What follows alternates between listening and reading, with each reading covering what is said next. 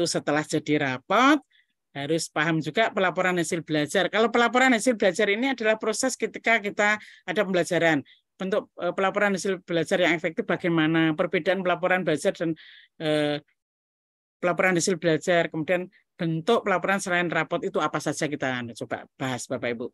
Pelaporan hasil belajar ini adalah mengkomunikasikan peserta didik paham apa yang sudah dipahami, apa yang sudah diketahui, dan apa yang bisa dilakukan. Kemudian menggambarkan perkembangan dari proses pembelajaran peserta didik, mengidentifikasi area yang perlu dikembangkan, dan berkontribusi pada efektivitas pembelajaran. Ketika ada yang harus dipahamkan, harus dikuatkan, mana-mana ini hasil dari pelaporan hasil belajar, mana yang kurang perlu intervensi, mana yang harus ada penguatan, di sana akan ada data. Kemudian bentuk pelaporannya ini melibatkan orang tua, Bapak Ibu, boleh kita ada diskusi dengan orang tua, ada di grup WA, ada misalnya sesekali kita ada diskusi bersama. Nah, ini bisa melaporkan hasil belajar peserta didik. Kemudian merefleksi nilai yang dianut oleh sekolah ini sesuai visi misi yang di awal yang ada di KOSP kita.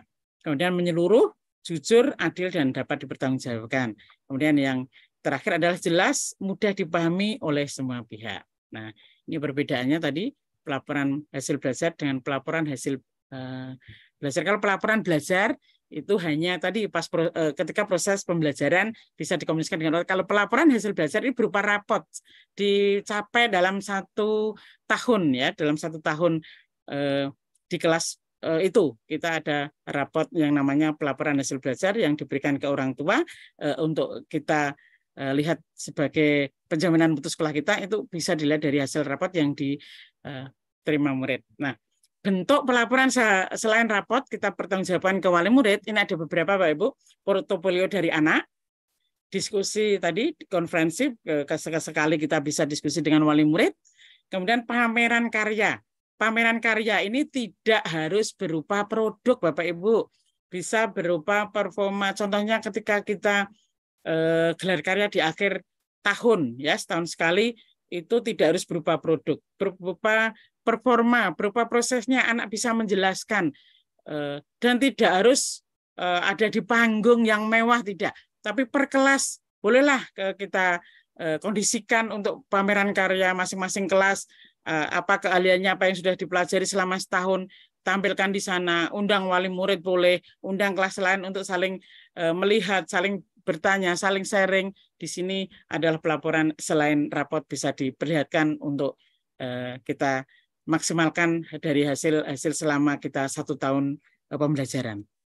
Nah, setelah selesai, apa yang kita lakukan, ini berulang Bapak Ibu, siklus yang bisa kita laksanakan setelah selesai asesmen, kita bisa merefleksi pembelajaran, kemudian bisa merevisi modul ajar yang berikutnya, kemudian mengidentifikasi apa yang sudah berhasil, apa yang belum, apa yang perlu diperbaiki, apa yang perlu dipertahankan, apa yang perlu direvisi, diintervensi dengan kegiatan yang lain karena ini sudah tidak cocok misalnya. Kemudian setelah itu menindaklanjuti dengan memodifikasi modul ajar selanjutnya. Ini kalau Bapak kurikulum Merdeka ini kan baru kalau di sekolah penggerak 3 tahun ketiga ya Bapak Ibu. Kita masih berproses, selalu berproses, belajar dan belajar untuk memahaminya, sehingga ketika kita belum bisa membuat sendiri, banyak platform-platform yang menyediakan modul ajar ini Bapak Ibu, dan akhirnya nanti bisa menyusun modul ajar, menyusun perencanaan asesmennya, dan akhirnya melaksanakan, dan hasil dari itu bisa kita lihat selama setahun di pelaporan hasil belajar siswa.